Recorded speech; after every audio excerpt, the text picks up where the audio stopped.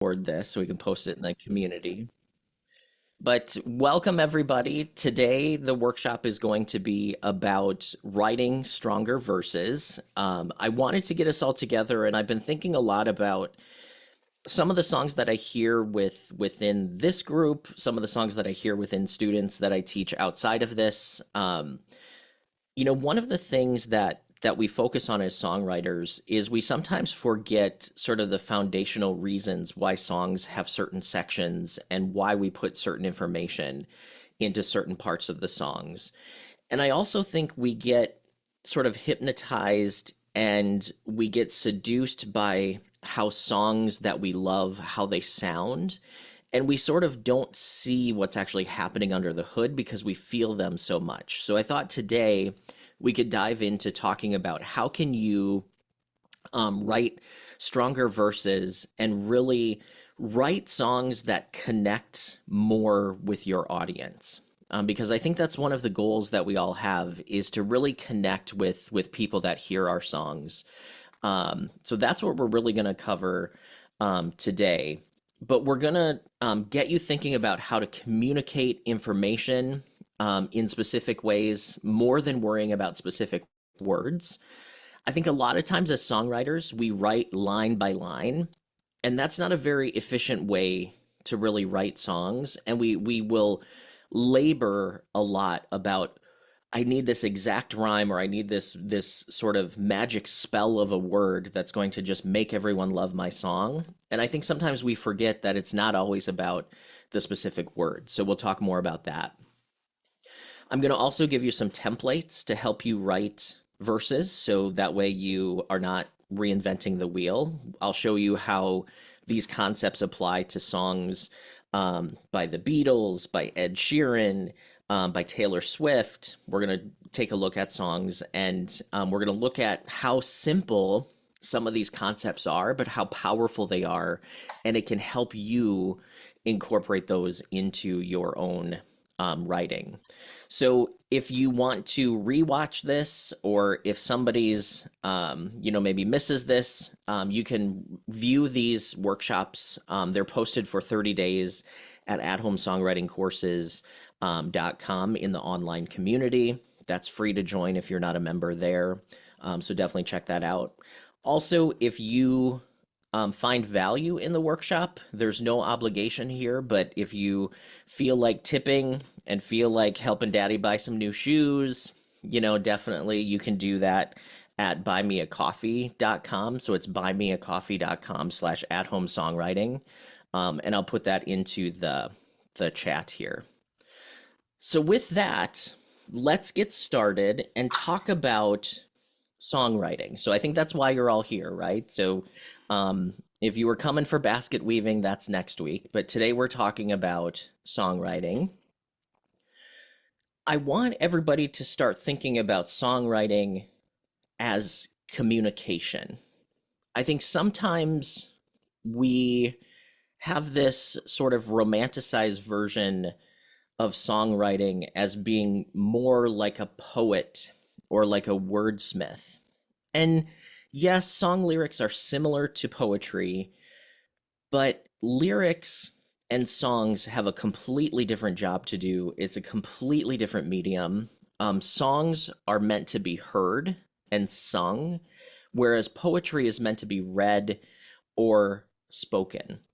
So when we think of songwriting, think of it as the singer communicating to the audience. So songwriting is communication.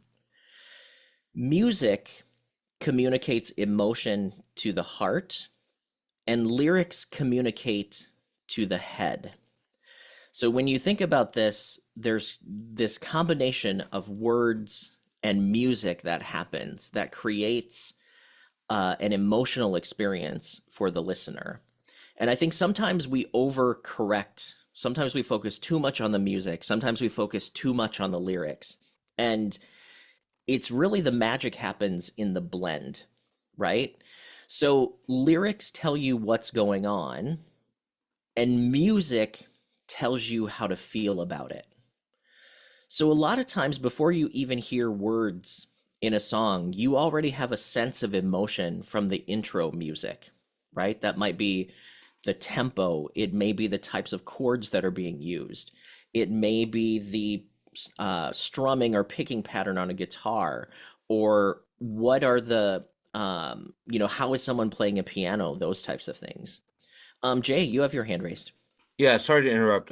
Just for my clarity, when you say lyrics versus music, do you mean the instrumentation, like for the music, and lyrics as sung or read? I'm talking about words versus melody and chords. Okay, I just wanted to make sure I was clear on your intent. Thank you. Yep. Um,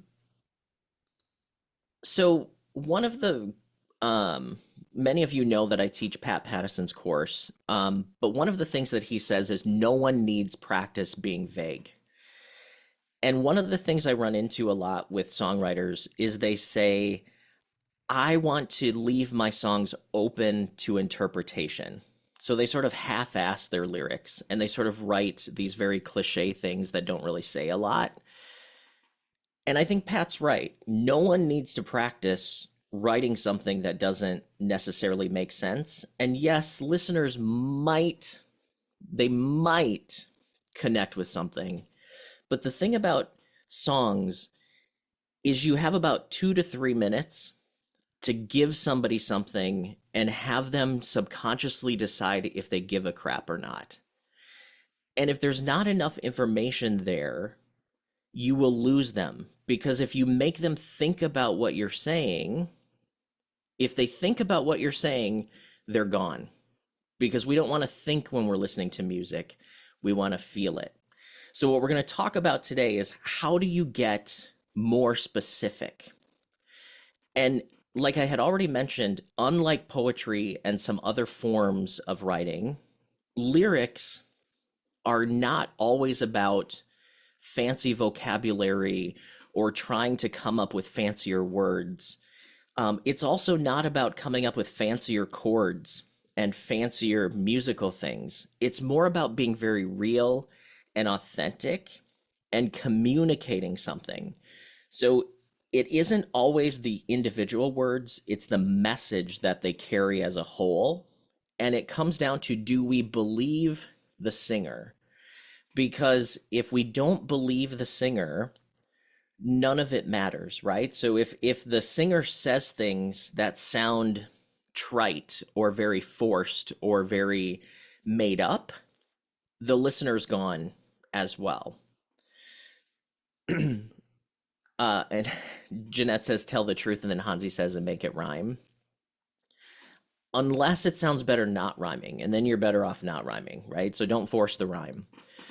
So communicating through your lyrics is really through description and setting then the words to the right melody, to the right structure, to really sort of create this emotional sort of critical mass, right? And the marriage between music, structure, and what you're saying is prosody. So, what really makes good songs is good prosody because it's the all of the elements working together to communicate something. So now let's pull this in and zoom in a little bit closer to how does this apply to verses then? And today we're going to focus mostly on lyrics. We do have some other melody workshops on the website and on the YouTube channel. But today we're going to talk a lot about lyrics. So your job of your verse lyrics, and this is first verse, second verse, third verse. I personally believe if you have more than 3 verses, you're saying too much and your song is too long. But that personal preference, there's no rules, just tools. But um, Chuck will tell you that he's seeing a lot of songs that are a minute long these days. So you don't want to bore your listener with 4 verses. But the job of your verses is to set the scene and develop and lead to the hook or the main idea. Tony, I actually don't write third verses either. I usually have 2 verses and a bridge. Or if I do have three verses, there's two of them before the first chorus, and then only one after the or before the second chorus. So verses also are more descriptive and they use concrete sense based language. And what we made, or what I mean by that, is concrete and sense based is something that can be experienced through sight, sound, taste, touch, smell, movement. It's something that's happening outside of the characters. So it's something that's very physical, it's concrete. A lot of times it's facts. It's just like it's a statement. Here it is. Um, and that's kind of, yeah, I see Chuck and Neil saying you might have many verses. I haven't really seen good songs that are that long, to be honest. But again, to each their own, no rules, just tools. But I would say that most of your listeners don't want a 5 minute dirge. So when we're talking about verses, we want to stay very descriptive and concrete and try to. Paul goes back into the ancient times of turn, turn, turn. Again, there's exceptions to every rule. Do you? So the verses also establish who is singing and who they are singing to and why they are singing. This is something that so many newer songwriters miss is we have no context of who the singer is, who are they singing to, and why should we really care about what they're saying. So I think that's something that the verses you should really think about as you are writing. Also, your verses are there to establish a who, a when, a where, and a what. So, who is singing? Who are they singing to? Who is the song about? When is it happening? Where is it happening? What's going on? And it sets up and it gives meaning and context to the chorus and the hook, which is usually the emotional center of the song. So the emotional center is the thesis. It's the emotional sort of climax, the high point. And the verses, it's their job to tell the story, and it's your chorus's job to say how the listener or how the singer should feel about it. So those are really what the verses are there to do. So in your verses, you've probably heard this saying before. I'm not the first person to say it, but don't just tell us what's happening. Actually show us what's happening. So I think this is where that concept of it's not about the words, it's about what they're telling us or what they're showing us that matters, or what is it creating for a scene for us. And one of the ways that you can pull your listener in more deeply is by connecting with their senses and showing them what is this situation look like, sound like, feel like. And I mean, feel from like a physical feeling perspective, not emotions. How does it, how does it connect with how things move? How does your body physically feel? Um, this is really something that is sort of counterintuitive, right? Like people think, well, if I make my song more vague, more people will connect with it, but it's actually the opposite. Whereas if you can catch people in their senses, you connect with their memories. And when they connect with their memories, that means they have this emotional connection with what's happening and they can see themselves in the story. So, how many of you have heard a song where the story has nothing to do with your life and nothing that has ever happened to you, but you still feel it and it still becomes your story as you're listening, right? You still understand it, you still get it. That is because they're showing you what's going on. So showing again happens through those concrete sense-based language. I already drove that into the ground. Um, but one thing to keep in mind is details run down.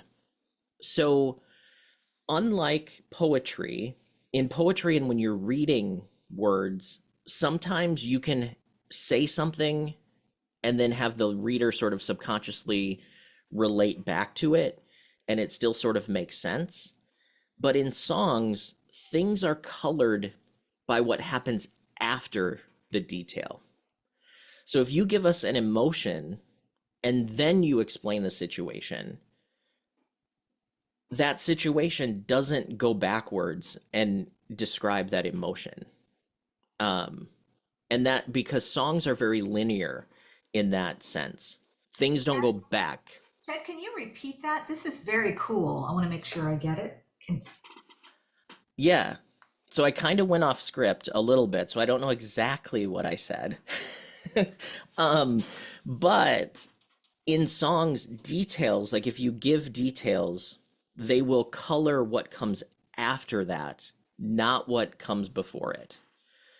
So if you say, I'm sad, and then you say, here's all the reasons I'm sad, those reasons don't actually go back and explain why you're sad. But if you give us the reasons first and then say, I'm sad, people are then like, oh, yes, I connect with that.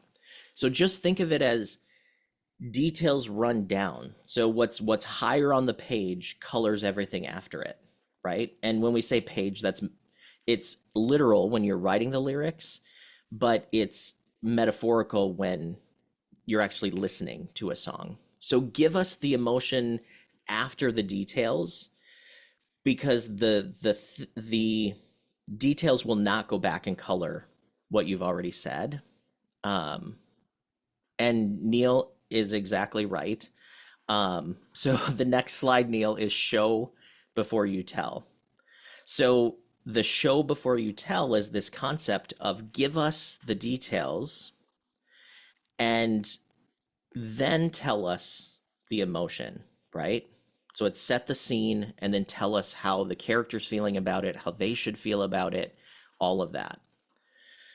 So let's look at a section that I wrote, and I wrote it as telling first. So this is how I see a lot of writers write. They say, she didn't know how she could go on. She was lost in the struggle. Bills were piling up. Her job was going away. The kids had no clue. Some of you will look at the screen and be like, that still makes sense to me, right? Like reading it, it's almost like you're going back, right? But now, what if I flip it to the showing before the telling? So now I say her job was going away, bills were piling up, the kids had no clue, she was lost in the struggle, she didn't know how she would go on. Now all of a sudden there's a little zing of emotion, right? But the first way, we logically know what's being said, but we don't relate that first emotion to the situation. Can you feel that in that? And that's such a powerful thing. Jay says, can building suspense into wondering what is happening make sense? Not usually, Jay. Um, it's different than like short story writing. It like songs are very linear and it goes against sort of how we logically think. But I'm going to show you that the Beatles showed before they told, right? So people will say like, this is new fancy new age stuff. Like the Beatles didn't do it. Yes, they did, and I'll show you. Um, Jeanette says prioritizing what is really happening. Think of it as cause then effect. If you give the effect before the cause, we don't go back and connect it, right? So that's one way to look at it. And Lauren's going to throw out probably some variation where people tell before they show. Again, there are like there are exceptions to every rule, but I will tell you that a lot of people who write songs and think they want to be rule breakers, spend a whole bunch of time writing ineffective songs. So what I'm trying to teach is how do you make your songs connect with more people?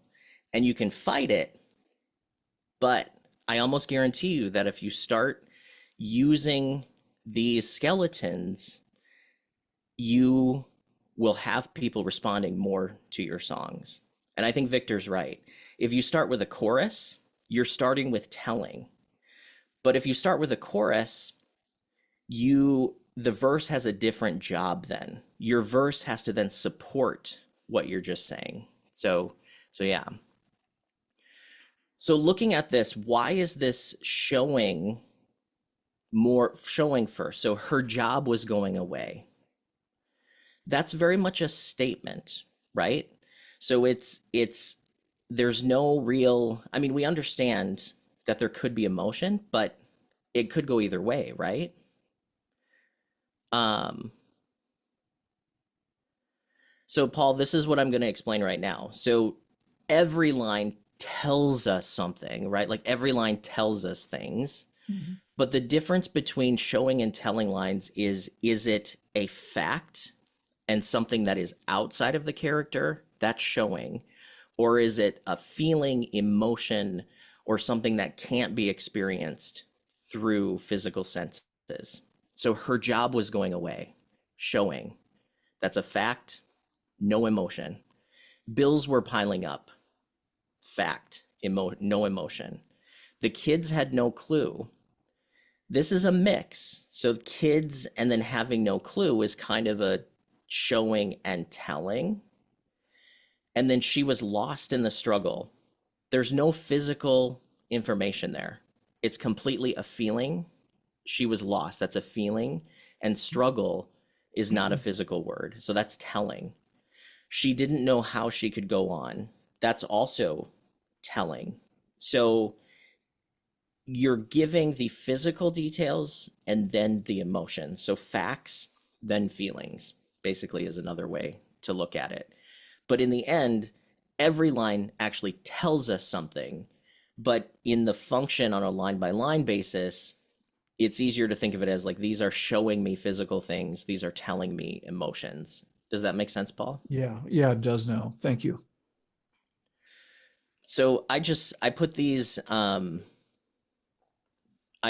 two sections just so you could kind of read through them kind of side by side and see how it may affect the feeling. And maybe sometimes telling first might work, right? Like, but then you have a lot more work to do to try to get the listener to understand what you're saying. Hansi asked, you mentioned when you have a chorus opening the song, the verse has a different job. Could you please elaborate? So the chorus is the section that says, this is what my song is about. My song is about, I love you. Yeah, yeah, yeah. Right? So now your verse has to show me why I'm saying that. It has to explain, why did I just tell the listener, I love you. Yeah, yeah, yeah. Because if you just said that, it's like, okay, got it. So what? So your verse is always supporting what the chorus is saying, right? So it's really um, it's kind of doing the same thing, but it's in a different order, and you're not setting the scene as much, if that makes sense. Neil, you have your hand raised. Oh, we can't hear you. Can't hear you, Neil. Sorry about that. Can you hear me now?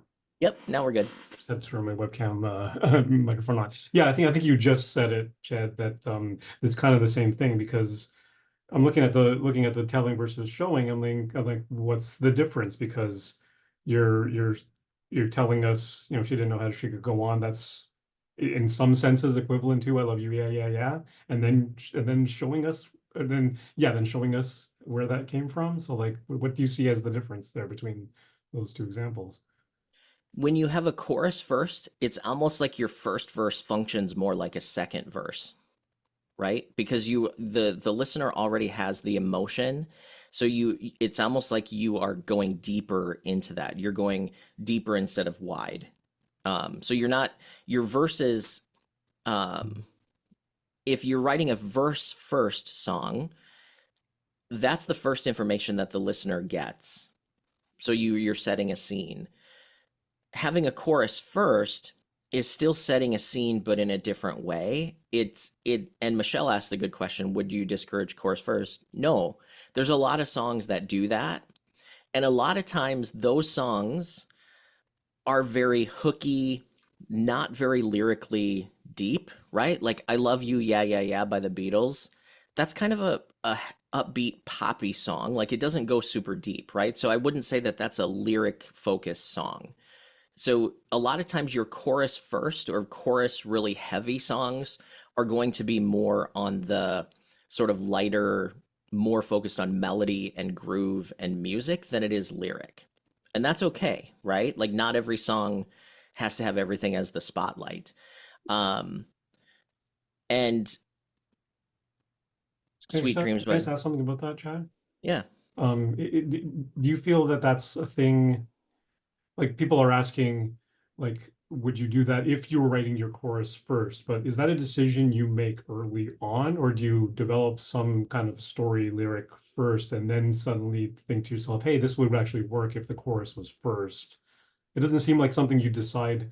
Like I guess the is the default view, I'm gonna write a view first or write a verse first, and then later on you might think, hey, maybe this could kind of be cool if the chorus was first. Is that No, you I know? actually would encourage you to try it both ways, right? Like move things around and see what feels the coolest. Like, there are times where you may be surprised that moving your chorus first all of a sudden opens up the verse more. Um, Also, the order that you write your song doesn't have to be in the order that the song flows, right? So you can write chorus first, you could write bridge first, you could write verse first, you could write music first, you could write melody first, you could write, it how you start doesn't necessarily mean where it goes.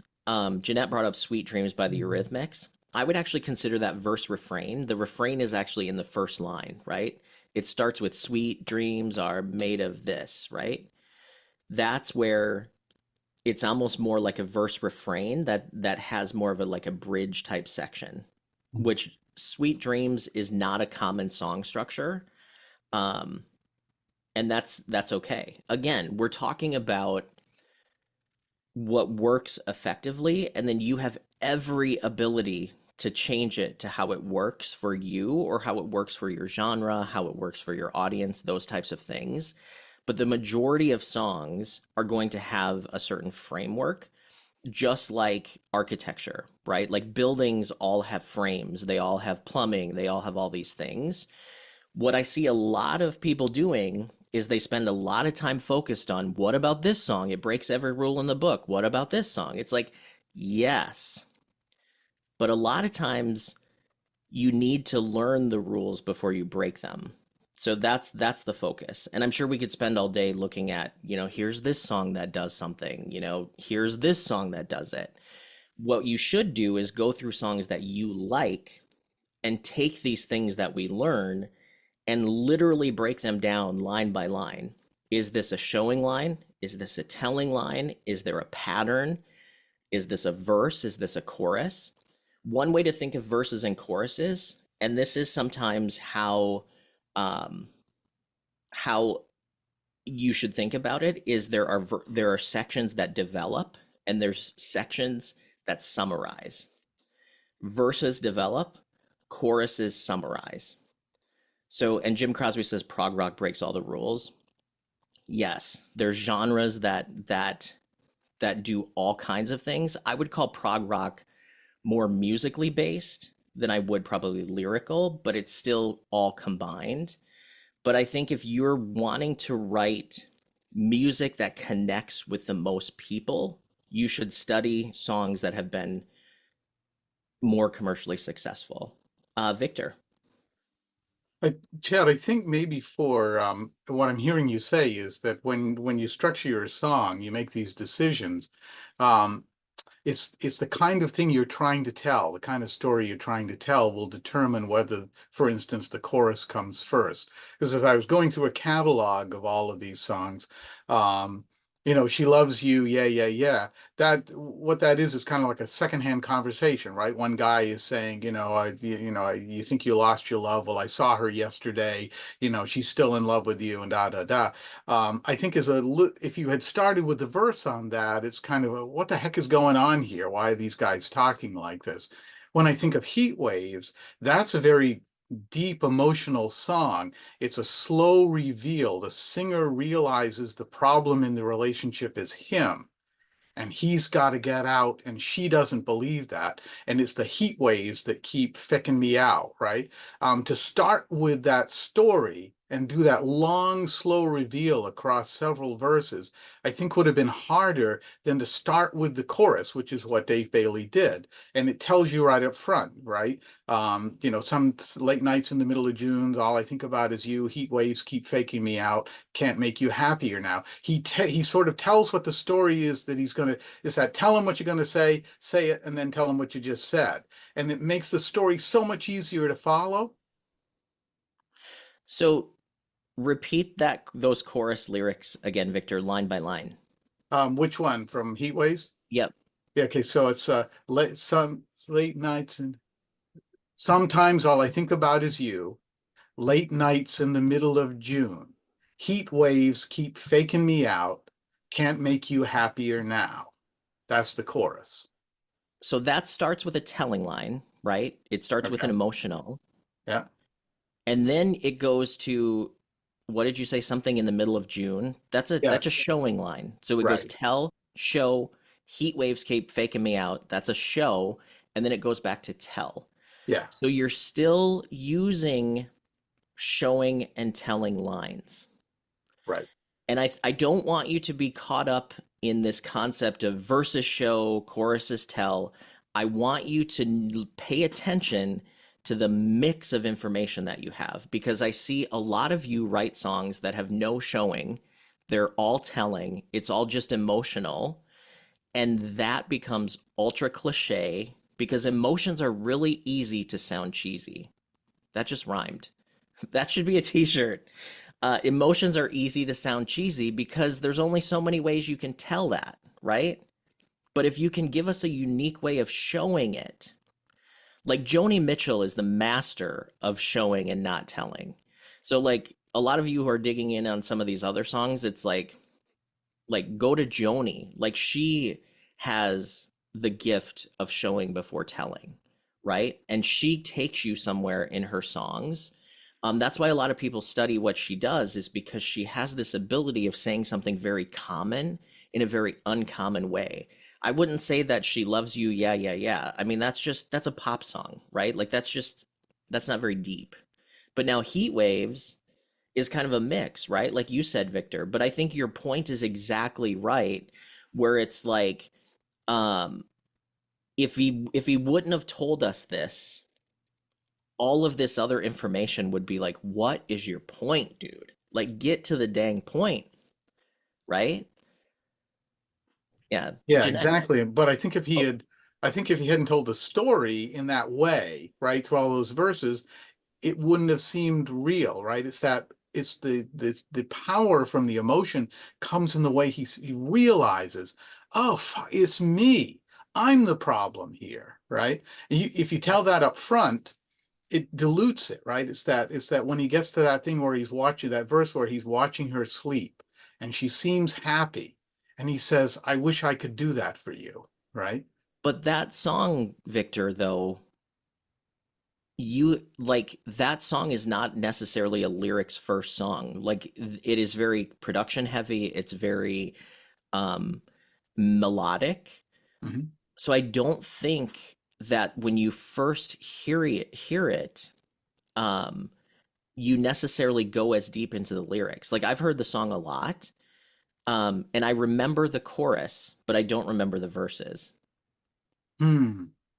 Yeah, I just remember that one verse where he finally realizes. What I was trying to do while you were talking was listen to it with a guy in a coffee shop with a guitar and see if I can figure out what that would sound like. Because you're right, it's Yep. heavily produced, but I think as a song it would survive just one guy and a guitar singing the song to his girlfriend, right? Right. because it's so well structured. So Brian asks, is this the Andrea Stolpe inward outward lines? Yes, it's the same concept. Andrea calls it external versus internal details.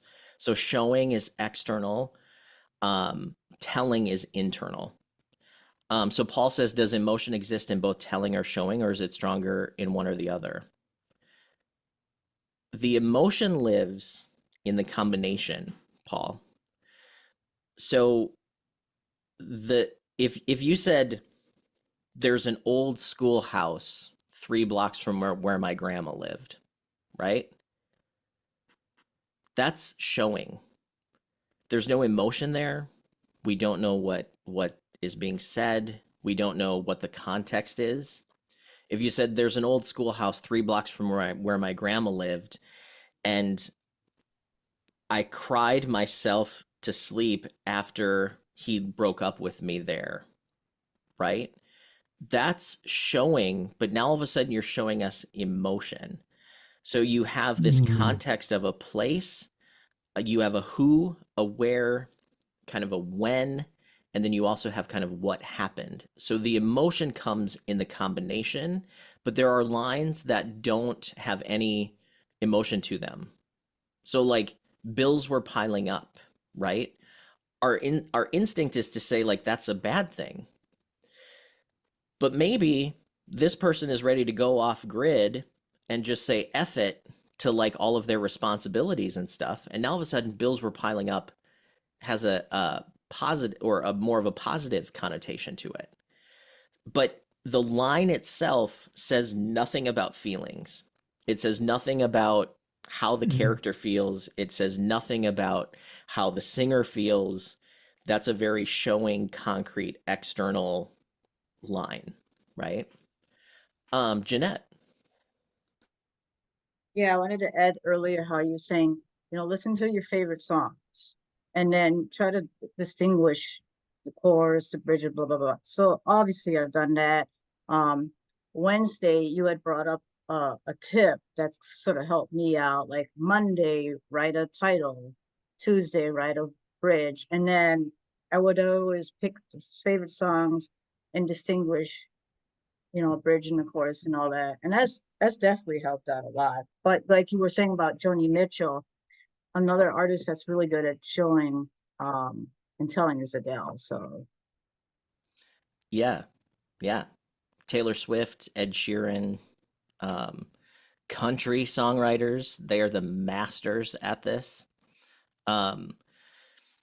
We have to remember too, like music changes, right? So like what worked back when Sweet Dreams came out and what worked when the Beatles were out, like people, yes, people still like them, like they still find an audience, but like in general, things change and trends change. That's why it's best to know the tools instead of just being stuck in sort of one way of doing things. And I see a lot of songwriters that are stuck in 1965 because that's the way Dylan wrote, right? Like it's things have moved on. Like Dylan was modern for his time, but there's things that have changed since then. And does that mean that we don't respect it? We don't enjoy it? No, like we just talked about before we came on today, old songs can have new life, right? But you as a songwriter should know the difference between what is a sense-based line and what is an emotional line, and how do you use that to your advantage to tell a story, right? Lauren. Yeah, I was just going to say that I think of it as, you can read a novel by John Grisham where he doesn't show anything. He tells you, he just tells you this, it's all plot driven. And that can be, I don't like his books because, some of them are okay. Or you can read a book by Margaret Atwood where you're living the book. It's like you're living life. When you're living life, no one's telling you what emotion to feel. You are observing what's happening. The world is showing you, it's not telling you. And so that's the way I think of it, that you are giving when you give the listener the freedom to let their emotions flow, you're always, if you tell them what's happening, you're restricting their emotions, in my opinion. And that's the way I think of it. Yeah, yeah. I mean, you connect more with their emotions if you can make them see a picture in their mind, and you don't get a picture in their mind by saying she was sad. That says nothing. That's like saying her heart was broken. That is such a cliche line that it means absolutely zero. Or like I was feeling blue. First off, nobody says they feel blue anymore, so that doesn't work in songs. Um, but the other thing is it doesn't tell you anything. Okay, so they feel a color. Like what does that mean, right?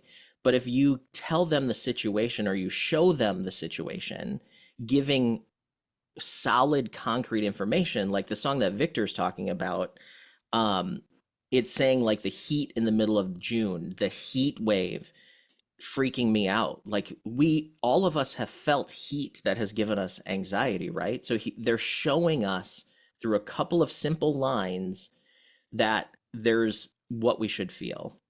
Jim, you had your hand raised. Sorry, I had to find the mute button. Um, Quick question. I put it in the text or in the chat there, but it's really more specific to something I'm working on with somebody. We're writing an historical song, a narrative about something, an event that happened here a couple hundred years ago. And we don't know if we're doing the show or not. We're not sure quite how to start it. We were thinking of doing an intro, but I don't know if that works. I'll just give you a quick example. We're starting it right now. There's a river to the north of here, known as the Miramichi, 3 million acres of Mi'kmaq land, soon to be burned to the sea. Would that be considered a show? That's all showing. It is. Okay, so we're on the right track. And we didn't think it was because I find this very confusing. So Are those facts that can be experienced through the senses, right? You said something about something miles from here. yeah. That's an object, that's a thing, that's a concrete sense thing. And then Okay, so we're on the right track. We were thinking it might be the opposite, and because we're trying to lay the foundation of the story and then tell the calamity as we go along. So right. So you're still doing the job of a verse. I think a historical story song completely has a different I mean it's sort of doing a different thing than what I would say like a commercial song would do or what a typical song would do, but the concepts still apply. If you just want to say a bunch of facts, your listener might not feel anything unless you somehow tie that back to emotion. So if there's emotion in the story, I would say show the situation and then explain what the characters were feeling. okay, and that's what we're getting to because it kept coming back to me. The one not too far from your area, really, the Edmund Fitzgerald, Gordon Oh, Lake. for sure. Here's the thing though, not many people can write a song like Edmund Fitzgerald and keep us interested through the whole thing. That's exactly what I was thinking. That is like next level songwriting that most people are not at that level. It takes a lot to get there. Okay, thank you. Victor. I was thinking one song that would be a great example of the showing and the telling is Roy Clark's "Thank God in Greyhound," which is a kind of a novelty song, but it starts off kind of very on a slow beat. He's taking his wife to the station. She's leaving him. She's cheated on him. He's just telling this whole story. And then he breaks into the chorus of "Thank God in Greyhound, she's gone," right? He's so happy that she's gone. Now explains that whole telling, right? The whole history Yes. of their terrible relationship. It sounds like he's about to go get drunk and weep in his beer, but no, he's going to go buy drinks for everybody. He's celebrating, right? That's really when you get to Yeah. the telling part. Awesome. So let's look at Eleanor Rigby, right? So I highlighted or I bolded the showing lines here, and I have in yellow the telling lines. So let's just for a minute pretend that we're going to tell before showing, and I'll read Eleanor Rigby. She lives in a dream, Eleanor Rigby. Picks up the rice in the church where wedding has been. Waits at, who is it for? She waits at the window, wearing the face that she keeps in a jar by the door. What does he care? Father Mackenzie, writing the words of a sermon that no one will hear. No one comes near. Look at him working, darning his socks in the night when there's nobody there. No one was saved. Eleanor Rigby died in the church and was buried along with her name. Nobody came. Father Mackenzie wiping the dirt from his hands as he walks from the grave. If you told before showing in this song, it would not work, right? But now let's read it just as showing, no telling. Eleanor Rigby picks up the rice in the church where a wedding has been, waits at the window, wearing the face that she keeps in a jar by the door. Father Mackenzie writing the words of a sermon that no one will hear, no one comes near. Look at him working, darning his socks in the night when there's nobody there. Eleanor Rigby died in the church and was buried along with her name. Nobody came. Father Mackenzie wiping the dirt from his hands as he walks from the grave. So now we sucked the emotion out of it, right? But if you read it as written, notice it goes couple of showing lines and then it tells, couple showing lines, then it tells. There's a bunch of showing lines and then it tells, bunch of lines and then it tells. So Eleanor Rigby picks up the rice in the church where a wedding has been, lives in a dream, waits at the window wearing the face that she keeps in a jar by the door. Who is it for? Now all of a sudden we feel something, right? So you have to have the context for the emotion and it has to balance itself out in order for it to connect fully with the listener. Jeanette. Yeah, it does. I think it feels like more like you give people details, and that last line is like that's the statement.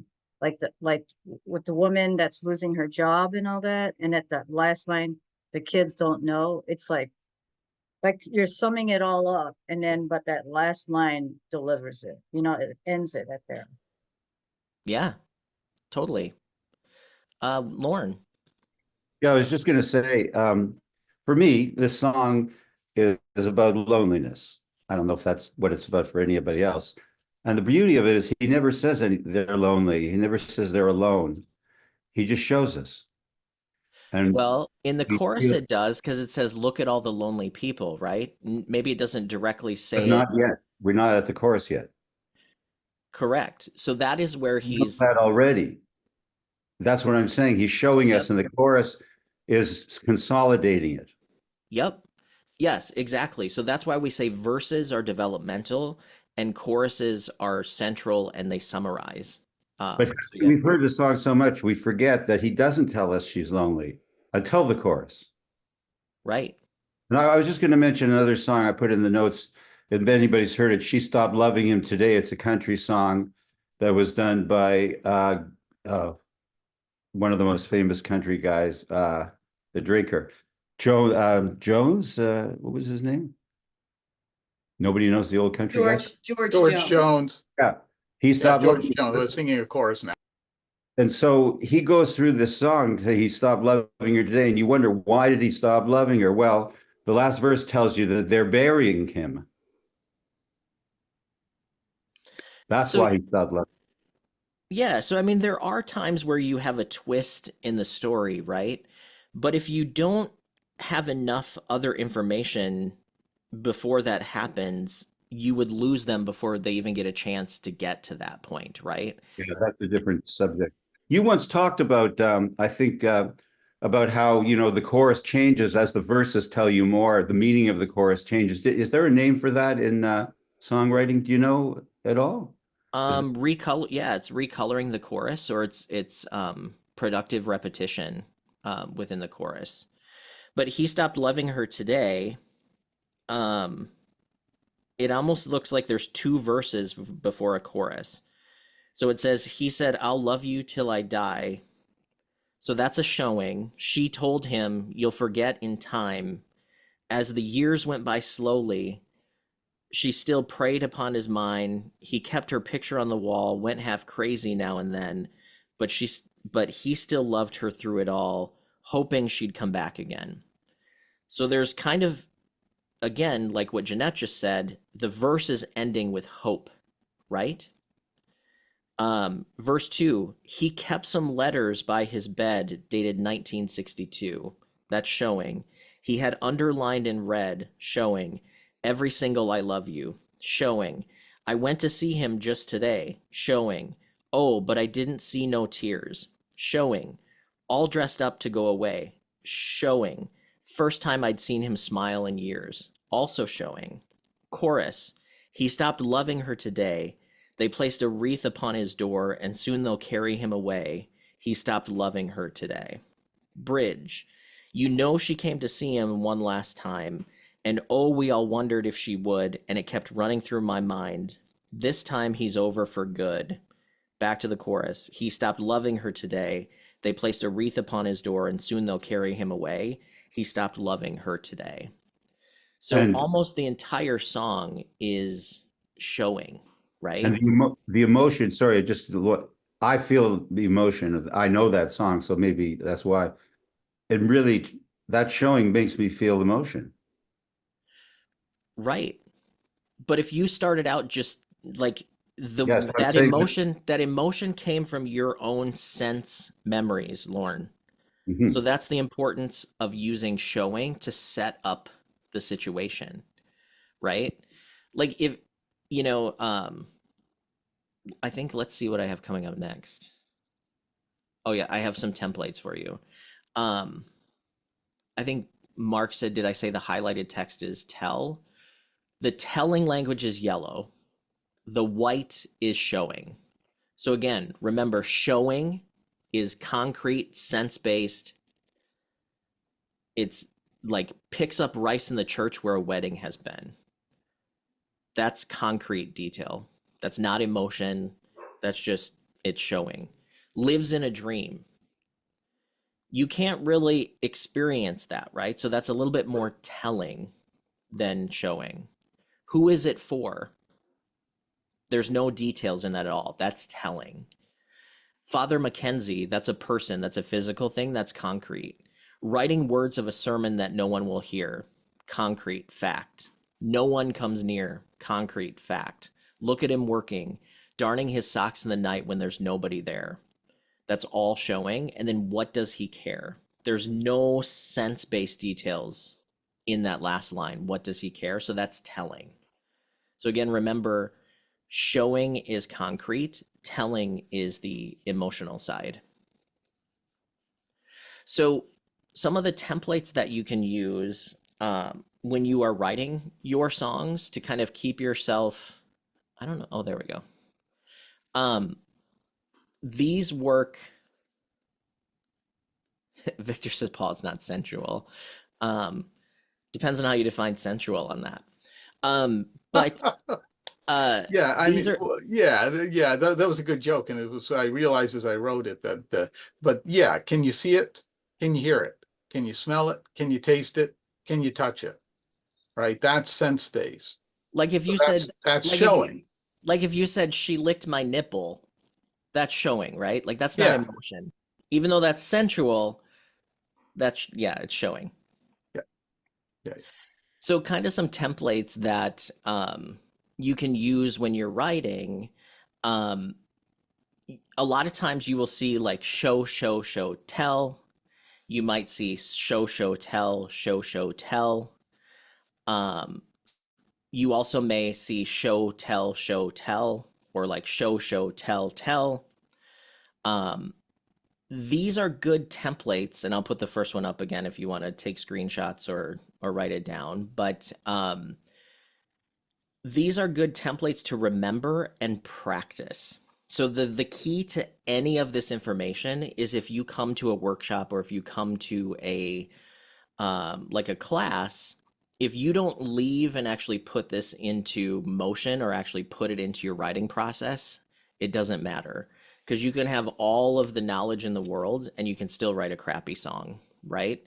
So I would encourage you to take these templates and look at your songs and say like, can I set up these details, do the showing, and then tell the emotion? And Neil says it a good idea to follow the same template in each verse.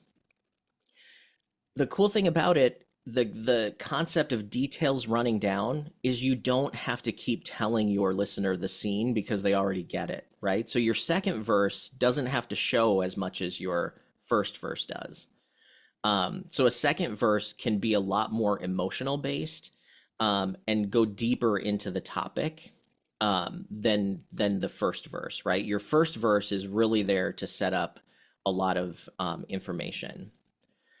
But that's a good question, Neil, and we'll kind of look at some concepts on what your verses do coming up next. So I wanted to show you a song by Betty Who. It's a song called Big, and the lyrics go, and this is interesting because it's two verses. So it's a 4-line verse followed by a 4-line verse. It has little girl in a red and white dress sitting front row for picture day. Her mom spent all morning tying up her hair in a bow with just a touch of spray. There she is, smiling ear to ear. The teacher says, "You got to stand in the back. You know you're too tall, be quiet, stay small." And you bet she learned to live with that. Almost all showing until you get to that last line where it talks about learning to live with something. So notice, and when you hear those lyrics or when you read those lyrics, this is probably none of our experience, right? But we can see it in our mind because we're getting concrete sense details. A lot of newer songwriters would be like, her teacher was mean to her and she had to learn how to put up with being picked on, and like just would spit it out and just tell it. And then we'd be like, okay, cool. But look at how it sets up. Little girl in a red and white dress sitting front row for picture day. Her mom spent all morning tying up her hair in a bow with just a touch of spray. There she is, smiling ear to ear. The teacher says, "You got to stand in the back. You know, you're too tall, be quiet, stay small." And you bet she learned to live with that. The power in these sections doesn't come from fancy words. It doesn't come from trying to use extra vocabulary. It doesn't come from being very abstract. It comes from being very specific. Neil. Yeah, that's a really great example. I'm wondering if this is a country song, number one, because I've never heard of it. But the other thing I'm thinking right now is that a, a lot of this also seems to have to do with kind of with patience, like being patient with your song and not giving away everything right off the top. Like you say, like you don't just jump right to she's traumatized, she's stressed out, her teacher is mean to her, or whatever, right? You sort of have to kind of think outside of the of the emotion and paint a picture. And but by doing that, you are sort of taking the time, delaying the surprise, delaying the resolution. And it's really, to me, it's just about sort of taking a breath and being like, what can I show here before I give it all away? Is that kind of a good way to look at it? Yeah, no, that's awesome, Neil. I mean, obviously, when I think of delaying it, I think of like saving the punchline until later in the song. But I think you're right. You're sort of holding the emotion until you give up, or not give up, but sort of explain the situation. And then that's where the verses do that. The verses delay and develop into the emotional chorus, right? So these are just verses. We don't necessarily know what the chorus is yet. It is not a country song, Neil, but we'll listen to it in a moment. But the lesson here is the more clear language you can have and the more specific language you can have, the more universal and less cliche your song becomes. Because cliche lives in those places where we talk about, like I said, broken heart.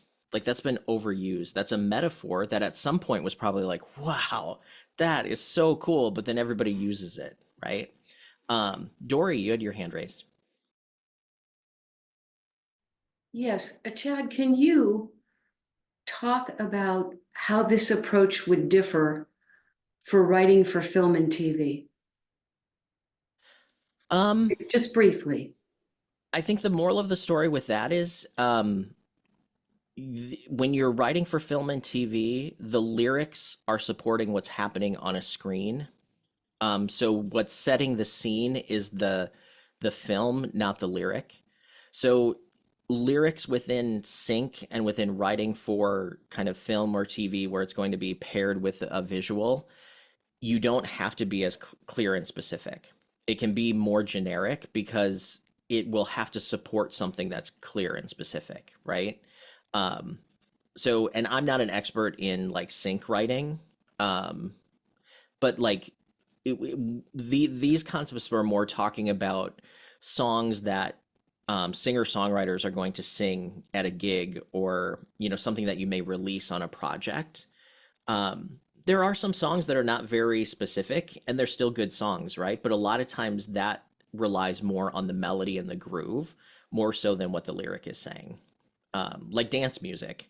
Like nobody goes to dance music to get a deep message, right? And if you're expecting a deep message out of dance music, you're looking at it wrong, because you're meant to dance, right? So there's a different investment in that. Does that answer your question? Dory, if you are writing songs for sync, film and TV, Robin Frederick has a really great book. I don't know exactly what the title is, but it's specifically like writing for film and TV by Robin Frederick. I have the book. Okay, yeah. I've taken classes with Robin as well, but I'm trying to, I guess this is a clear-cut message between more commercial or singer-songwriter songs and sync songs. There's a clear difference, isn't there? Yeah, I think a lot of times too, like music songs that are written for musical theater that are supporting a story are a lot of times kind of a mix of showing and telling, because you already have some context from what's happening in the story, but you still can pull in a lot of visuals, you can pull in a lot of stuff. I would say songs that are for sync, the words are more sparse. They're there just to sort of accent what's happening on the screen. Okay. That marks it down. Thank you. Yeah. So let's listen to Betty's song called Big, and then this will probably show you a little bit on, she started with a lot of showing, but where does she take it after that?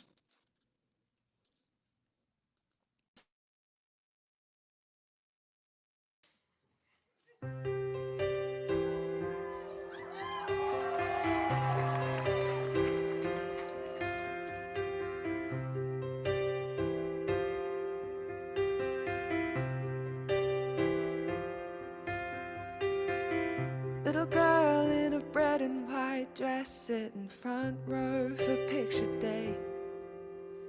Her mom spent all morning tying up her hair in a bow with just a touch of spray. There she is smiling ear to ear. Teacher says you gotta stand in the back. You know you're too tall, be quiet, stay small. And you bet she learned to live with that. And ain't that the story? Saying sorry just for being yourself. So insecure about something I couldn't help.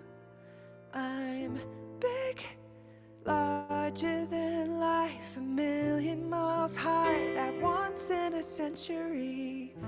Big, with legends all out and built to stand out. Guess that's who I'm meant to be.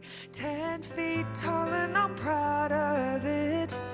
You can't make me smaller, you'll never make me fit. 'Cause baby, I was born to be big.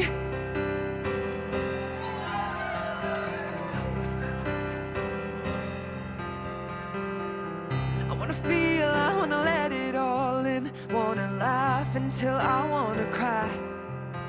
'Cause it's a big world for a big-hearted big girl. Keep on running till I run it dry. You ain't seen nothing. I won't apologize for taking up space. Not gonna fight it, I belong out of place. 'Cause I'm big, larger than life, a million miles high, that once in a century. Big, stand out. Guess that's who I'm meant to be. 10 feet tall and I'm proud of it. You can't make me smaller, you'll never make me fit. 'Cause baby, I was born to be big.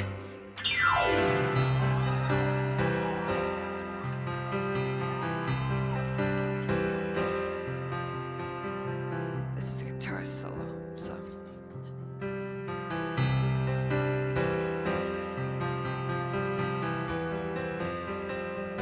Ain't that the story? 'Cause I'm big, larger than life, 1,000,000 miles high, that once in a century. Big, with legends all out and built to stand out. Oh, no, never make me fit. 'Cause baby, I was born to be big. You know that I was born to be big. Baby, I was born to be big.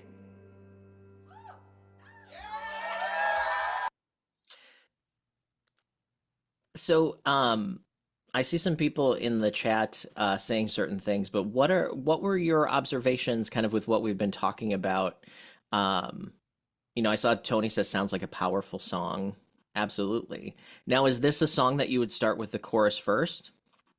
No, because it wouldn't make any sense, right? Because it needed that context. Um, and I think sometimes I was thinking about this as this was playing, was a lot of times we talk about songs that um, there's kind of a difference between like commercial songs, hit songs, and then there are just songs that are really effective, right? Like I think this song is really effective, but it still has commercial viability to it. Um, any other thoughts? Hansi says the showing bit sold the telling bit. Verse 2 is very different from verse 1, all telling in verse 2. Absolutely. Yeah, for sure, Neil.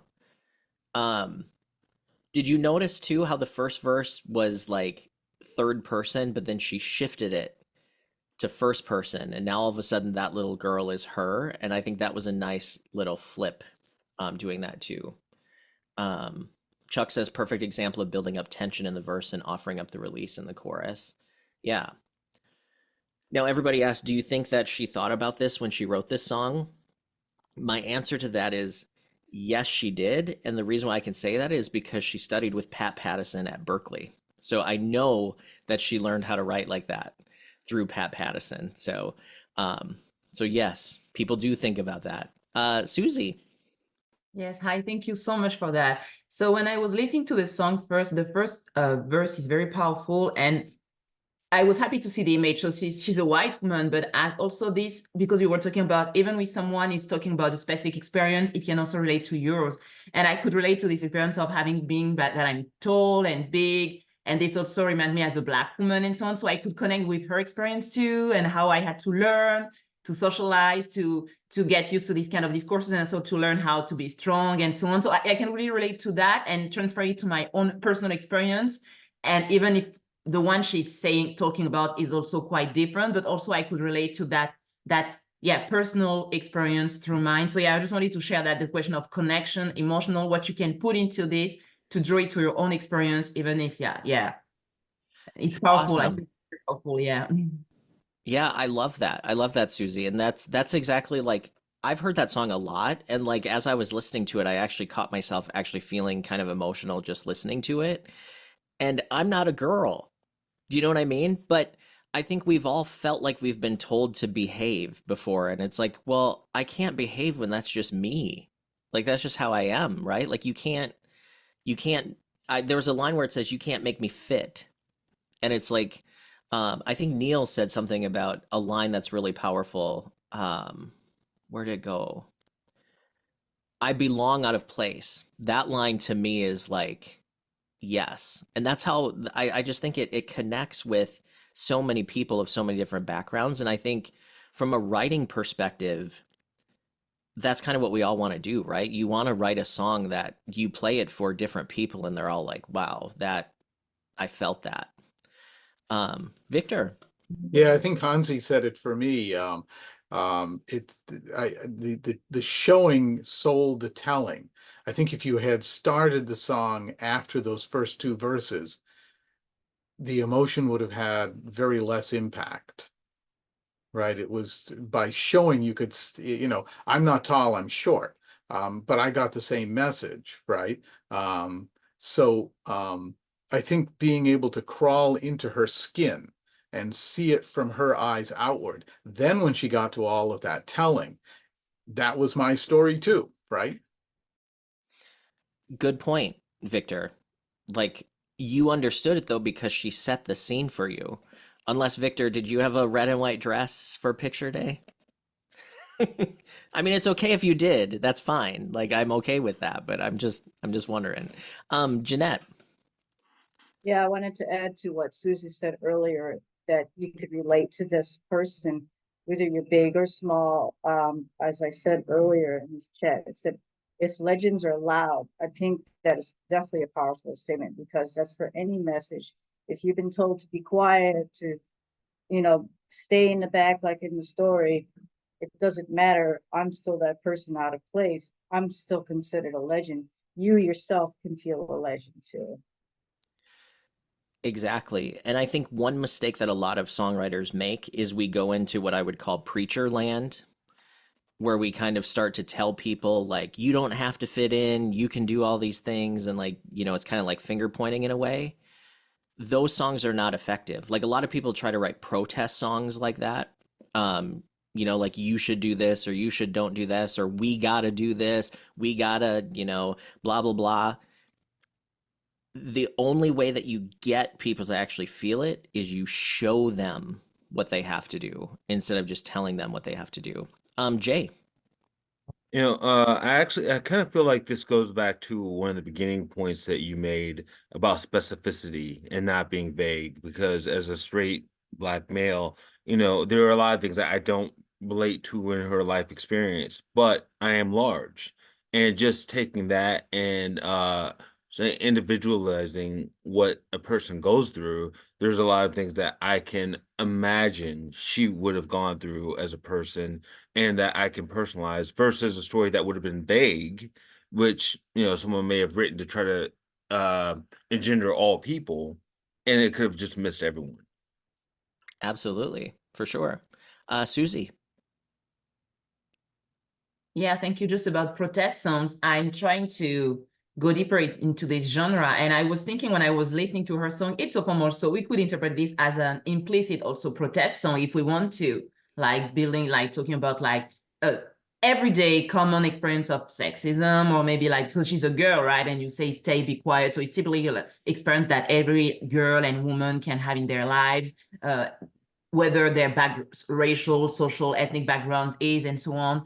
And I was thinking, yeah, it's very inspiring for me to learn how to write a song talking about these like personal and also social issues, but without being too preachy. I think it's a good example of how you can do it. It's more powerful than saying, yes, stay strong, be, etc. Yeah, you're right. So I was thinking of that, because sometimes I want to write this kind of song and talk about these questions, but I'm also afraid of being too preachy and like, oh, she's all talking about these big subjects. But this way is a good way to address these issues, which we're all confronted to in our everyday life at very little everyday level, without being preachy, and also being more powerful, even more powerful than like doing like a lesson to someone and so on. So yeah. Think of those commercials that want you to donate money to help stray animals, right? Like, I totally think that that's a great cause, but think of the commercials, right?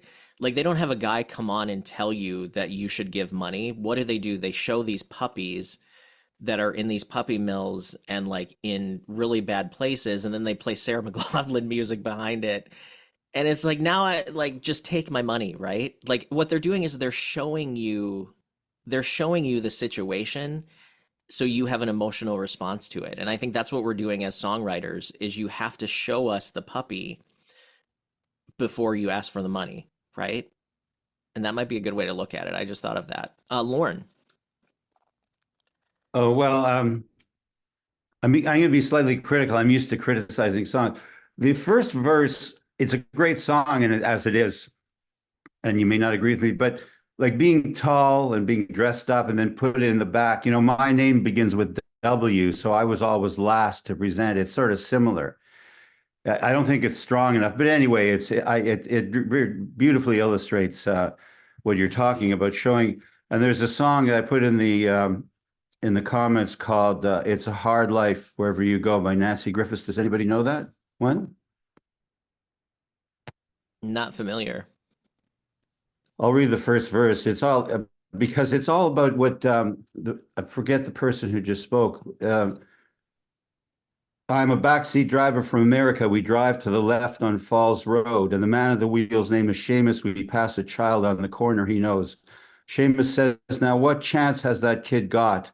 And I say from the back, "I don't know." He says, "There's barbed wire at all of these exits, and there ain't no place in Belfast for that kid to go." And then the next verse, and then there's a chorus. It's a hard life wherever you go. The next verse talks about racial intolerance. And the next verse talks about war, three different things. But each time she gives an example, a man at a cafeteria dissing black people, and is one verse. So she's completely showing. Right. And at the end of the verse, just like the song by the Beatles, she says, "It's a hard life. That kid will never, have freedom." That's the telling. But the showing Exactly. is the main thing. The last line tells you what you've already felt. And you say, "Oh, yeah, you recognize that emotion." And she's telling you the emotion you're feeling, which makes it even more powerful. Exactly, Lauren. That's exactly it. Neil, your question, how does this compare to Lady Gaga's Born This Way? Um, doesn't that song start off with "My mama told me when I was young, we are all superstars." Put your hair up, or where it is. So my mama told me when I was young, we are all born superstars. That's showing. She rolled my hair and put my lipstick on in a glass of her boudoir. There's nothing wrong with loving who you are, she said, because he made you perfect, babe. Oops, it moved here. Um, so hold your head up and girl, and you'll go far. Listen to me when I say.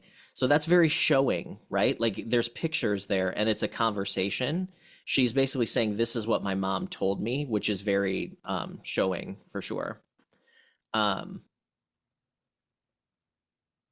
how would I analyze the beginning of Flowers by Miley Cyrus? Uh, I think I have the lyrics to that. Hold on one sec. I think it starts, "We were good," or we were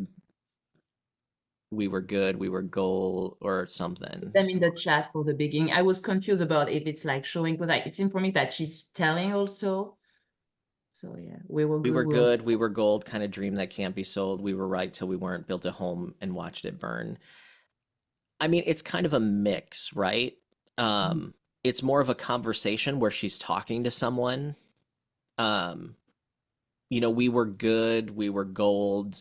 That's a metaphor. So sometimes metaphor can create a concrete sense out of something that's not really concrete, right? Because we understand what gold sort of is. It's a kind of dream that can't be sold. That's sort of concrete, sort of telling. Built a home and watched it burn. I think that's a metaphor, unless they actually had a fire, but it's kind of a mix there. I think there is a type of song where it's literally a conversation between two people, and it's not quite as, the listener's not involved in the same way. Like when we listen to that song, it doesn't pull you in the same way that Betty Who did, right? Like it's a different experience. Yeah, we're sort of an observer of Miley's song, and we're a participant in Betty's song in a way. Do Dr. you, B. Oh, do you sorry, think Susie. Did you have something sorry, yeah. else? Do you think that this way of writing is also powerful? It can be inspired. I really like that song. That's why I put it on the chat. But yeah, do you think in terms of like, it can be a model in terms of writing, songwriting, or it's another level of songwriting? I don't know. Yeah. Yeah, because then think of what that song does when it gets to the chorus then. So she did more telling, but then when she gets to the chorus, it goes more showing. I can buy myself flowers, write my name in the sand, talk to myself for hours, saying things you won't understand. I can take myself dancing. I don't remember the next line, but I can love me better than you can. So it goes showing and then telling at the end of the chorus. So she has more telling in the verse, but then she pulls it to more concrete details in the chorus, which I think is effective. So you could always try that for sure. Yeah, thank you. Yeah. Dr. B. Well, thank you. I've listened to what you have said. I've learned quite a bit about showing and telling. But the song about the tall girl or the big girl as you have, I could turn the whole thing around completely. And actually, the part where she starts the song is by telling everybody, or rather showing that she is big and she is tall and she is unique and she is different, and then leading into the part where she really wants to leave the message by saying, but this is what my teacher said, and this is how I was experiencing. I can reverse the entire song based on what you have told me about showing and telling. What is it that you want to be telling? Here, the first opening statement that she made was about her situation where she was ostracized in the first two verses. And then she tells, but I am big, and she's proud of the fact. What if she reversed it and said, I am big, and so on and so forth. And then the chorus she says, but this is what I was told. So you can reverse it both ways, depends on what kind of message you want to deliver in the story. Just a second thought, your kind feedback would be greatly appreciated. Thank you, You sir. you can do that, but if you said I'm big, I can do whatever I want, and my teacher used to tell me this, we don't care as much about that and we don't feel it ourselves. Logically we do, but emotionally it's more effective to show and then tell. And again, the thing about songs is they are meant to be emotional vehicles, not thinking vehicles. So you want to give images that create a picture in the listener's head. So the emotion you have a hook then to hang that emotion on. If you put the emotion up without a hook, it's going to fall to the ground. So you can reverse everything, but yes, it would change how it's experienced and what the meaning is. I think Michelle says you can reverse it, but her reaction might be poor you, but it wouldn't tug on emotions like how it's currently written. So that's the thing. When we say there's no rules, there's only tools. You try it both ways and see what works best for your song. But 9 times out of 10, you're going to want to show before you tell for sure. Dory, did you have your hand raised? Kind of, sort of, but then Michelle answered. But one of the things that I found myself doing, and people have done it to my songs as well, is that you listen to the first couple sentences and right away it's taken the whole length of the song to figure out what they said in those first 2 lines because there's so much confusion. And I've had people do that with my songs as well. And also, everything that you're saying today just reminds me of reading a story to a child. Is that, you have the pictures with the children's book, but it's the same thing as the part about the telling, the internal part comes at the end, or at the end of a section. And I just feel like, you gave some phenomenal examples. For me to simplify in one sentence, it's just, if I were reading a story to a child, what would I say to them? That's a really cool analogy, Dory. And bye, David. David said he has to drop out here. That's an awesome analogy. And here's the thing, like we all still sometimes bury the lead, right? In journalism, they say you're burying the lead, like your point happens too late in the process. So there's a type of writing called inverted pyramid that evolved from the Civil War when we used to communicate by telegraph. So one of the things that they used to say is you say the most important things first because you don't know when the telegraph line is going to get snipped. So you write from the big idea first and then go into the details. And I think what we're doing with showing and then telling is we're setting that scene. We're saying who, when, where, what. And then the why comes at the end, or why does that matter? Which leads perfectly into the next slides that I have here, is really talking about how do you then start thinking about writing like this? So I made kind of a table that can help you sort of think about what information your listener needs. And our listeners need information so we can make the subconscious decision on if we care about the topic or if we relate to it or not. So think of it like a journalist where you're giving us what's happening. So there's a few things like who is doing, like what is being done, what is happening, and what is someone feeling, right? So what is being done, what is happening, what is being felt, who is doing it, who is it happening to, and who's feeling it, where is it being done, where is it happening, where is it being felt. Same with when. So when is it being done, when is it happening, when is it being felt. And the more W's that you can throw early on in your song, the more your listener can figure out what's happening. And when they know what's happening, they can determine if they care about it or not. Sometimes songwriters come into this being like, I want to write almost like a riddle, right? Like I want my listener to figure this out. That's like the death knell of your song, because you only get one listen most of the time. And usually they might not even make it through the first verse, right? Like you may not even get to your really clever thing you wanted to throw in the bridge. So you have to give them enough information to put themselves into the situation or not. So think of who, where, when, what, and then figure out how to include that into your verses. So let's talk about Ed Sheeran. So look at this verse from Castle on a Hill. So when I was 6 years old, I broke my leg when I was running from my brother and his friends.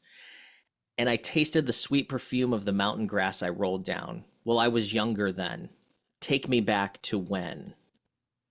So now if you think about that from this grid, who is singing? So the who is I, right? So it's the singer. It's the I, my. There's the who. We also have some other characters, brother and his friends. Well, what happened? Well, he broke his leg. He was running. There was mountain grass. Like, when did it happen? The past. He was 6 years old. And there's all these sense things that are happening too, like tasted, all of these things. So we know that it's the singer talking about himself. It's in the past. It's in the grass. And he broke his leg. So we've got who, where, when, what, all answered in that first verse. And I guarantee you, if you go back and look at some of your songs, you're missing some answers to some of these questions. And something to start thinking about is, are you clearly establishing in that first verse who is singing, who are they singing to, what are they singing about, where is it happening, and when is it happening? So then that's your first verse. Verse 2, then, one of the keys to writing future verses is by advancing all of these things. So what do I mean by advancing? It means you change the who, you change at least a few of these things. Sometimes the who doesn't change, sometimes the what doesn't change, but let's look at verse 2 of this song. Verse 2 now is 15 years old and smoking hand-rolled cigarettes, running from the law through the backfields and getting drunk with my friends. Had my first kiss on a Friday night. I didn't reckon that I did it right, but I was younger then. Take me back to when. So now he's advanced the time frame. Now instead of being 6, he's 15. Instead of breaking a leg, he's hand-rolling cigarettes and running from the law. The when and the where has changed and the what has changed, but the who stays the same. So there's that cohesion with the who. Now, the third It's kind of a bridge verse. It doesn't sound exactly like the other verses. It's more of a bridge than it is a verse. But now all of a sudden he says one friend left to sell clothes, one works down by the coast, one had 2 kids but lives alone, one's brother overdosed, one's already on his second wife, one's just barely getting by. But these people raised me and I can't wait to go home.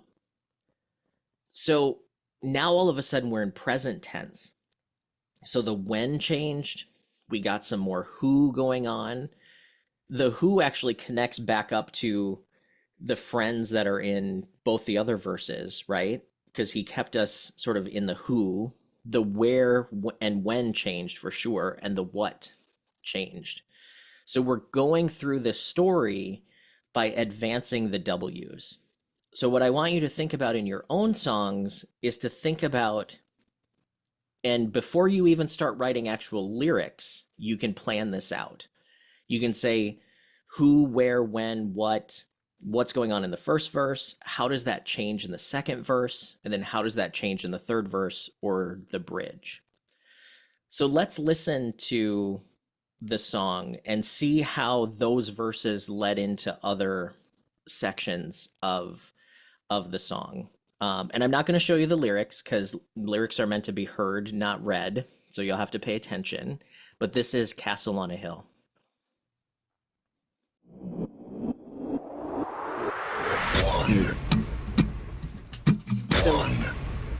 So what are your thoughts on that one? Lauren shaking his head yes. Chuck says the song has 3 verses. The Sheeran guy isn't going far in the music biz. It's kind of more of a verse, Chuck. I would say it's two verses and kind of a bridge thing, but Jeanette. Yeah, I got a sense, all right, with this, with the stages of his life is what I got. So he definitely painted a picture throughout. Oops, I said awesome. I was muted. Michelle, what were your thoughts? I remember hearing this song for the first time on the radio, and it just pulled me in. It was like, who is this? I didn't even know it was Ed Sheeran, because it was the first time I'd heard the song, and it just pulled me in emotionally, just listening to the story and him unveiling all of the pieces of the puzzle of his life. I think it's a great song. Always loved it. Awesome. I wanted to find versions of songs today where it was just the artist performing it with just an instrument, because I think a lot of you are singer-songwriters and you're going out and you're gigging. Pay attention next time you go to an open mic where people do their own songs, and I guarantee you the ones that you don't care about very much are the ones that are doing a lot of telling. There's not a lot of pictures. It's not overly unique. It's not overly like original. It's probably pretty cliche, because I used to go to those things and wonder what makes a song work in a different way. And when you hear a good song, when it's just an artist and their instrument, it sucks the air out of the room and it's like nothing matters but the song. And I think what happens with that is it's the sensual Victor experience that you have with the showing. Neil. Yeah, I hadn't heard that song before. My only thoughts about it was that yeah, absolutely great storytelling, like you said, the who, the where, and the who as it evolves through the verses. My first impression was you took way too long to get to the chorus. Like it felt like there was a verse and then a pre-chorus almost, and then it was There kind was, of yep. building and building and building, and it's like it was one of those don't bore us, get us to the chorus situations. It was a little bit meandering until that, and I'm curious about what you think, Chad, about the. I mean, assuming it's a metaphor, the castle on the hill, it's about nostalgia and about getting back to a nicer time and that sort of thing. But I don't know. I felt like the do you feel like the verses really pointed to the chorus, or the chorus pointed back to the verses? Like, was there a strong relationship there, or was it just was the chorus kind of detached lyrically from the verses? No, I think it was really connected because he was talking about wanting to go back when they watched the sunset over the castle on the hill, right? So the castle on the hill was where he was from. And Michelle said he's from the UK, so I think it's a literal castle. I don't think it's metaphorical here. And I think when he was running from his brother and his friends, it was in a field. Like my impression is that it was out by a castle. So the chorus, it says, "I'm on my way, um, driving down old country lanes at 90, singing Tiny Dancer, and I miss the way that you make me feel. It's real when we watch the sunset over the castle on the hill." So one of the things is if you end with a showing line, like Castle on a Hill is a showing line, you have to set that up with a telling line in order for it to make sense. So when it says, "I miss the way you make me feel as we watch the sunset on the castle on the hill." So he's giving us an emotion, and then he's giving us that concrete hook. So if you have a title that's concrete, you want the setup line to be where the emotion lives. So it gives the emotional context of the concrete. So in your chorus, it's almost the opposite of what you're doing in your verse, if that makes sense. Yeah, I think that makes a certain amount of sense. I guess, I don't know, maybe it's just my presumption that I was expecting an emotional telling line to cap off the chorus, like a real gut punch emotional instead of a concrete image like that. But I don't know, that's just my first impression of it. So yeah. But yeah, Yeah. absolutely you're right. Hansi asked, do they use the phrase country lanes in the UK? Is that more an American thing? I don't think it's an American thing. I think here in America we call them roads. I think that's the difference. But that's that's an interesting concept too, Hansi, is like when we talk about writing what we know and writing what we from our own perspective, I think there's nothing wrong with using terms that are from wherever you're setting the story, right? Like Ed is UK based, so a lot of what he says is very much UK centered. People who write country music, the people in the actual South, right, have a different way of speaking than people here in like the North. Like there's different regional dialects, which you can try to strip yourself of it. But if you're a singer songwriter, be yourself, right? Like don't try to be anybody else. We had the whole workshop about that on Wednesday. But yeah, so Chuck says it takes too long to get to the chorus. He puts an R in castle. Carsel, the Carsel on the hill. Warshrag.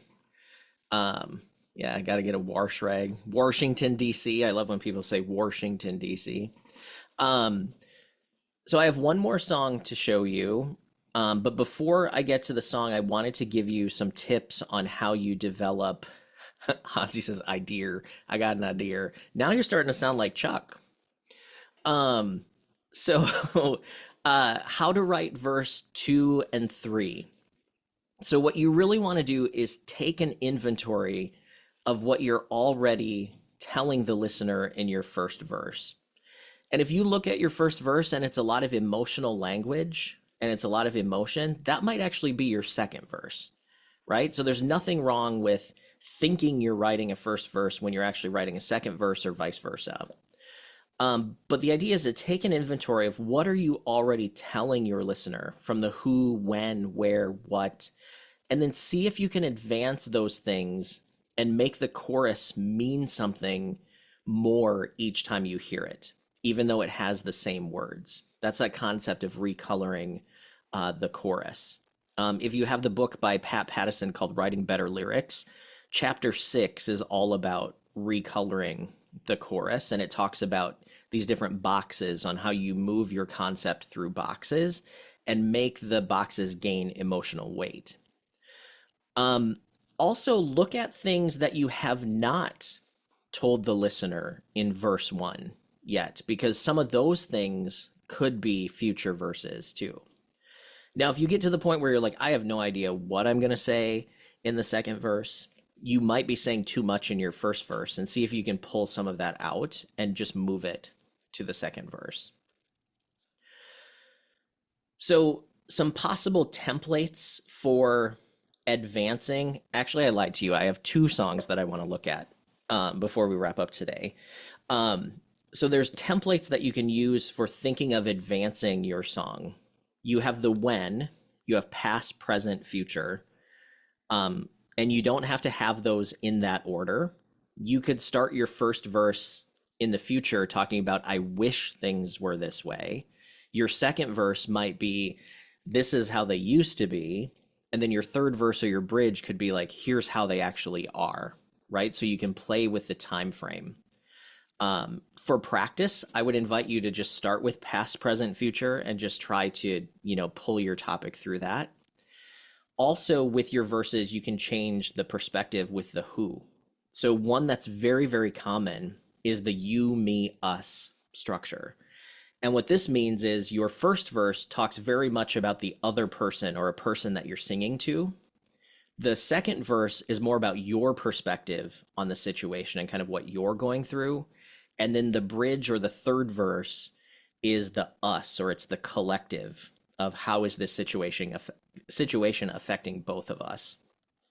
You can also run ideas through like situation, conflict, resolution. So your first verse might be like, here's the deal, this is going on, but the conflict is XYZ. So the resolution is like, so here's what I'm going to do about it, or here's what we can do about it. So you might have verse 1, situation, verse 2, conflict, verse 3, or bridge, resolution. So who the heck would do this? Taylor Swift. She's a little known songwriter. I mean, she has some potential, I think, maybe. So in her song Back to December, it's very you focused. So it's her talking to another person. So it's very much focused on them. So she says, I'm glad you made time to see me. How's life? Tell me, how's your family? I haven't seen them in a while. You've been good, busier than ever. We small talk, work in the weather. Your guard is up, and I know why. So that's verse 1. Verse 2 then becomes me focused. Now in verse 2, she says, these days I haven't been sleeping, staying up, playing back myself, leaving. When your birthday passed and I didn't call, then I think about summer and all the beautiful times. I watched you laughing from the passenger side, and I realized I loved you in the fall. So now that's the me focus. So she went from you to me. Then in the bridge, it centers everything where it kind of bounces back and forth in the we. So she says, I miss your tan skin, your sweet smile, so good to me, so right, and how you held me in your arms that September night, the first time you ever saw me cry. Maybe this is wishful thinking, probably mindless dreaming, but if we loved again, I swear I'd love you right. So she went the you, me, us, or we kind of focus in the song. So it's a really powerful template that can help you. And it's something I would encourage you to practice doing, because the thing is, do it on purpose until you do it by instinct, right? So unless you really think about what you're doing, you will just keep doing the same thing. So I'd encourage you to kind of break your habits. But let's listen to this song then, and see how that builds to the chorus. And there's also a pre-chorus in this song as well. Kind of structure on as that song was going. That's really such a cool tool to practice, because it helps you stay on track. And I think a lot of people that I hear from always say like, well, I write a verse and then I don't know where to go with it, right? I don't know what to do with, where to go next. Neil says there was also past, present. Absolutely. She was playing with the W's, right? She was playing with the who, where, when, why, what, like all of those things. So one final song before we wrap up today is a song by Rascal Flatts that I really like. And this is one of those songs that when I heard it for the first time, it showed up on Pandora, and I hadn't heard it before, and I was like, holy crap, that's really good songwriting. And this song back in the day, I think it came out in the early 2000s, but this is what really made me say I need to study with Berklee, because I need to figure out how do songwriters do this, because my songs ain't doing this. But this song called Ellsworth, there's 2 verses before the chorus.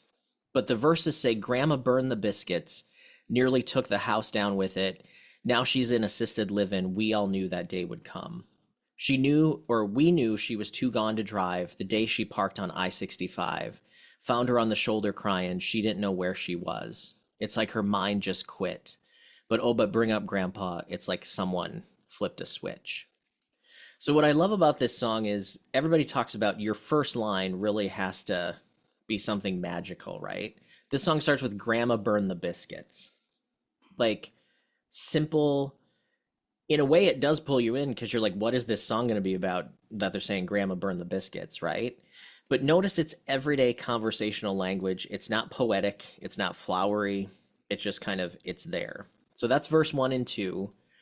Verse 3, she takes out his medals, a cigar box of letters, sits in scattered pictures, black and whites of days gone by. We started losing her when she lost him, but to hear her carry on, you swear she's 17 again. So it changed it, the who is the same, different what, kind of a different when. And then the bridge is while the world is fading all around her, sharing a sundae at the counter, he's going on and on about her, bet she's right there right now. Tomorrow she won't remember what she did today, but just ask her about Ellsworth, Kansas, 1948. And let's listen to this and get more perspective on what happens in the chorus.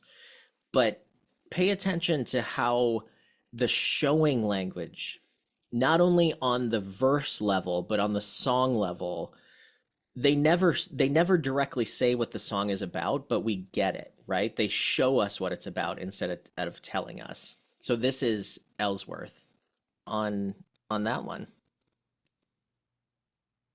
Victor. Right in the first verse, something I'd never thought of doing before. She pulls down, she parks on I-65, right? And it's like her mind just quits.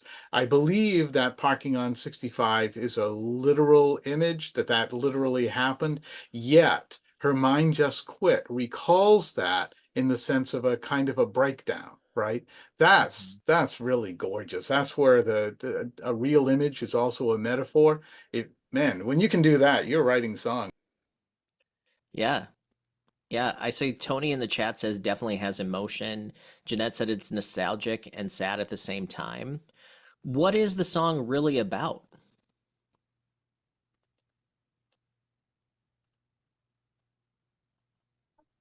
A connection that's never lost. Enduring love. Yeah, and I would say that it's also about dementia, right? Like, but they never say that word, but they show us what's happening, right? And I've heard that song tons of times and I caught myself tearing up this time. Like that, it's just a really well-written song. Victor, did you have something else? I was just saying, I thought that was a trick question. I thought we were getting really deep, but yeah, Oh, I no. mean, they showed the dementia thing. Yeah, they really showed. I lost my mom that way too, and those kinds of things literally happened. So I knew from the first line exactly what was going on. But yeah, I like Michelle's take as well that some things never die. Rascal Flatts, so they write some of their own songs, but they cut songs by some of Nashville's best writers. They have another song called Why, and the song is actually about suicide. I encourage you to listen to that song. It never mentions that word, but that's a tough one to get through because of the way that they show it. And I think, even if you don't write country music, Nashville songwriters have the tools down, right? Like they write songs that touch people all the time. And I hope the message that you leave with today is that in order to be more authentic and to be more yourself, try to use that sense-based language and really show us things and explain things to us so we see them before we actually feel them, right? Make us feel it because we're seeing it. And I think your songs will be a lot less cliche or just, I mean, not necessarily cliche, but sometimes songs sound like you've heard it a million times, right? And then there's other songs where you're like, wow, this feels fresh. And I hope that these workshops help you start writing songs that make you more excited about your own songwriting, but also connect more with people like at your gigs or whoever you're showing your songs to. So next month we're going to talk about writing choruses. So this month we talked about verses. Next month we're going to talk about choruses, and then in June we're going to talk about writing bridges, which will be a fun one as well. So yeah, so any final questions or thoughts? I know we covered a ton of stuff today. I know we went over 2 hours at this point. So, but it's a lot of info. Victor. Chad, just a one-liner. You've talked about all of these things today, but this was magical. It brought them all together for me. The things about developing and coloring and showing and telling, but somehow it just really came together today. So thanks. Really great, man. Thanks, Victor. I'm glad. Jeanette. Yeah, thank you so much. This was very good. Showing and telling. It's basically, uh, it's some train of thought. It's definitely telling the truth. It's what it's all about. Yeah, absolutely. Well, thanks, Jeanette. Neil. Yeah, thanks so much, Chad. This was really revealing and very timely for me because the last couple of songs I've written have been really struggling with the storytelling in the verses. So I think so a lot of this stuff is going to line up perfectly with what I'm dealing with. So thank you so much. It's awesome stuff. Yeah, you're welcome. That brings up a good point too, Neil. Like a lot of times, some songwriters will say, like, "Well, you're a songwriter. You just tell stories," and it's like, okay, yeah, but how do I actually do that? Like Neil, to your point, is like, how do I actually tell my story? And it's really setting up the scene, and then how people feel about it, right? It's really like showing us the scene, and then what is the emotion behind it, and then sort of advancing it, and not saying the same thing in each verse, just with different words. That can be a trap to fall into as well. Any other things before we wrap up? That's all I got for today. But again, if this was helpful, if you want to leave tips or anything, I just put the link in the description to buy me a coffee. No obligation. I really appreciate all of you coming and listening to me talk for a couple of hours, and I love your input. And yeah, hopefully we all learn together. And the April songwriting challenge is still going on. So the lyrics that I had given you, I know some people have already uploaded their songs and they've got them posted, which are some really cool stuff that's coming so far and a lot of different takes on it. If you missed that, it's all in the online community at athomesongwritingcourses.com, where you can get in on the challenge where I give you lyrics and then you write music to it. And then we're going to listen to them on May 4th. But yeah, it was great to see everybody. And oh, Jim, I saw you have your hand raised. Yeah, just a quick question. It just occurred to me, and I forgot to ask because I was late getting to the challenge thing. We can't change the lyrics. Can we repeat anything? Some people have been repeating. I will let that slide, but don't change the order. Don't change the lyrics themselves. Okay, perfect. Thank you. Yeah, you're welcome. Awesome. Well, thanks everybody. Have a good rest of the weekend, and I will see you all very soon. Bye.